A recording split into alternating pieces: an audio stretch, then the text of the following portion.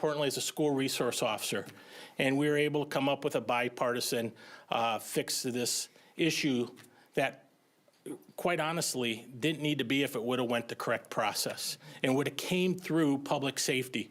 I think we could have done this work back in February when Senator Zach Duckworth pointed it out in a Senate committee hearing. So I'm excited that we'll be able to have a bipartisan fix to this problem, and we'll be able to get our SROs back into school. Thank you.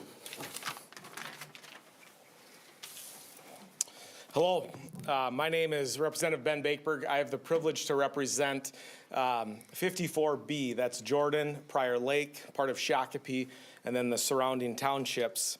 I am happy and excited that we're finally here today to resolve this issue, but let's keep in mind that there have been 7 months of school. We could have taken care of this, as Representative Witte outlined earlier.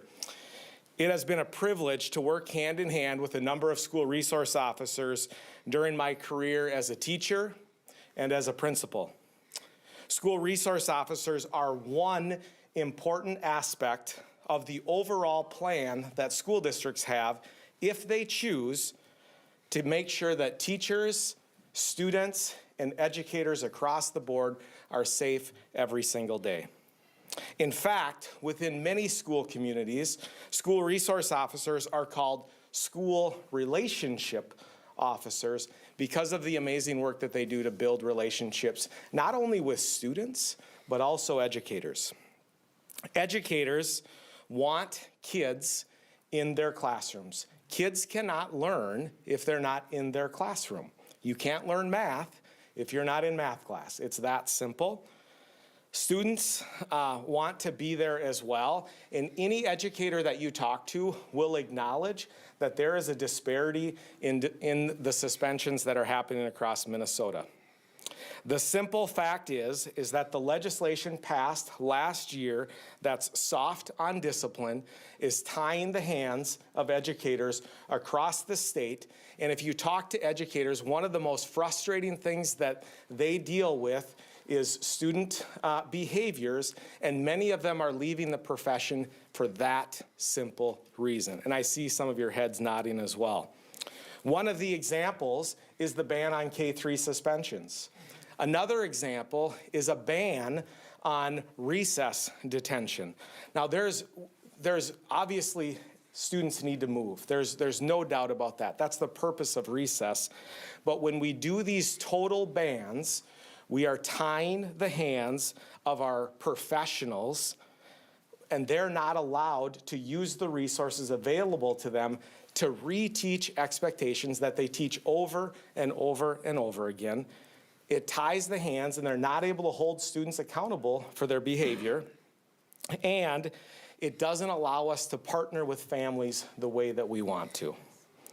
Overwhelmingly, educators have asked for simple guidance. On Tuesday morning, when a student has been disruptive day after day after day, they've gone through all of the things that the department has outlined, and the behavior doesn't change.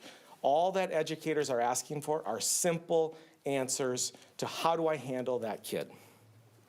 Every student, or when a student is disruptive in the classroom, the learning environment for every single student in that class is disruptive.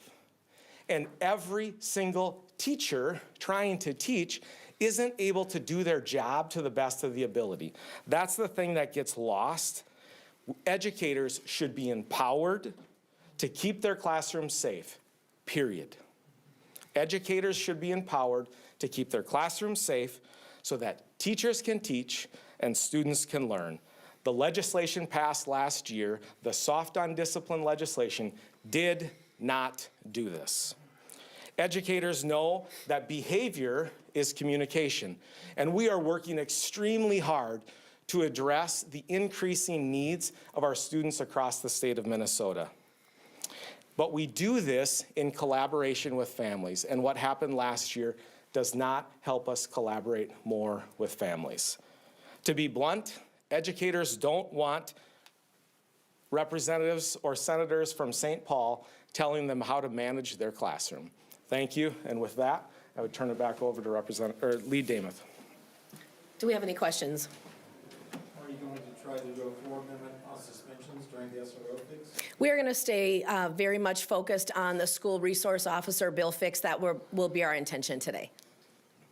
So one of the sort of like sticking points that I hear from some advocates who say the new bill, right, like does go a long way in the right direction, but still gets stuck on the provision allowing officers to use prone restraints, even in very narrow circumstances.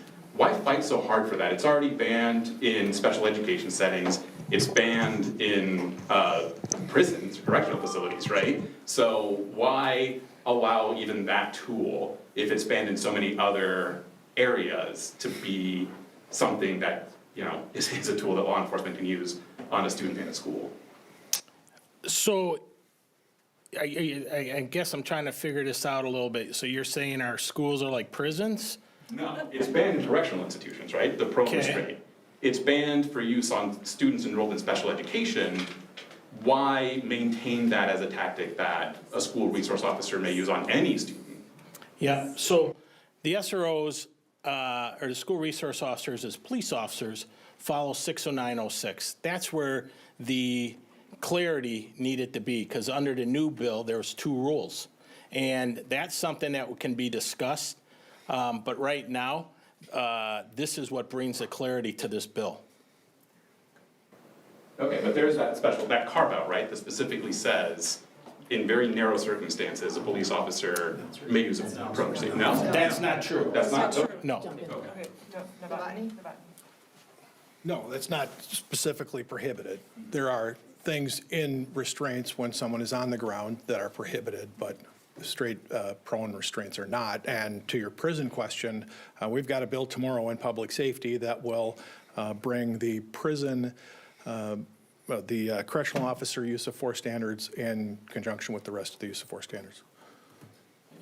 Can someone talk about the, I guess, crafting, molding of this bill, the certain language that was adopted through these committee hearings, through the session? I mean, we had the bill laid over at one point for more stakeholder input, that sort of thing.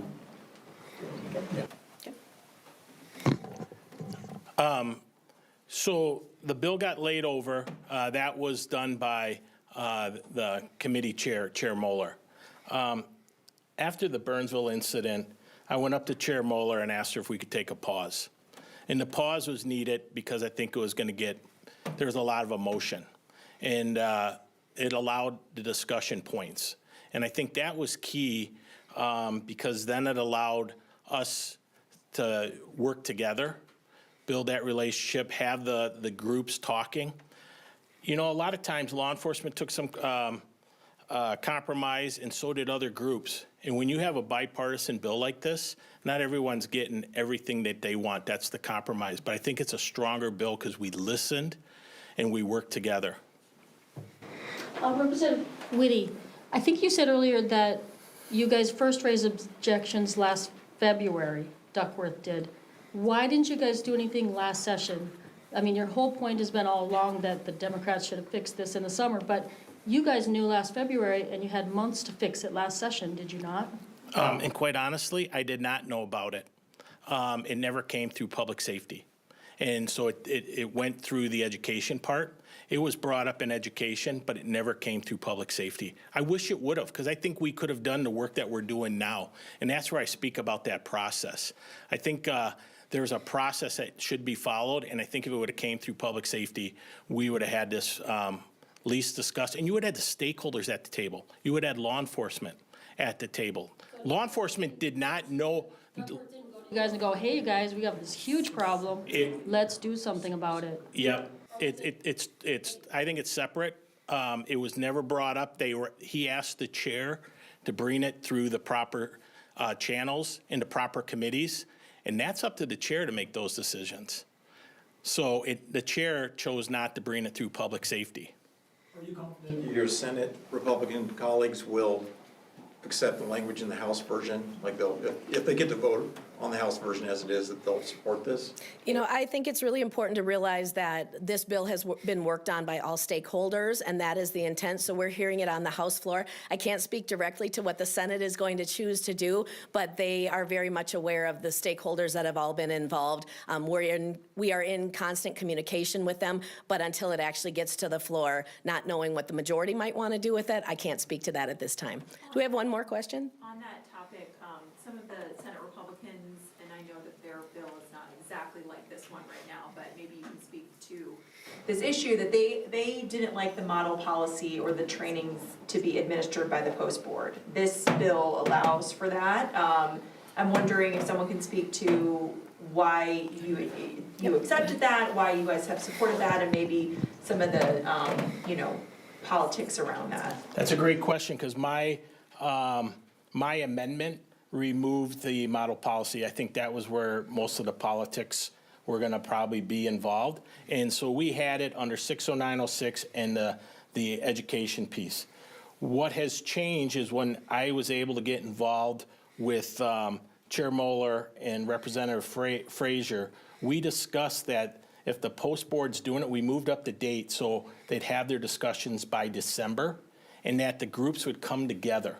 Instead of individually, they came together, and it wasn't just decided by the post board, but these groups are going to meet 3 times, which I think is very helpful, because once again, they'll be able to listen, learn, understand the issues, and talk amongst themselves instead of getting it broken down individually. So I think that was a key part in all this, was when they decided to do 3 sessions all together, working together through it, and then having it done by December. They moved it up by a year. And by all together, you mean not just the post board, other law enforcement Yep, groups? all the different stakeholders that are a part of this. Whereas initially it was just the post board got kind of. Yep, exactly. And then it was individually speaking to each of the groups. Do you have any idea right now how many law enforcement agencies are still keeping their SROs outside the building that will eventually move them back in? I've heard 40. So I'm hoping that we can get them all back into school with this fix today.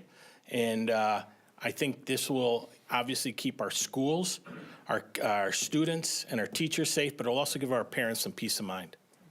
So thank you, guys. Thank you.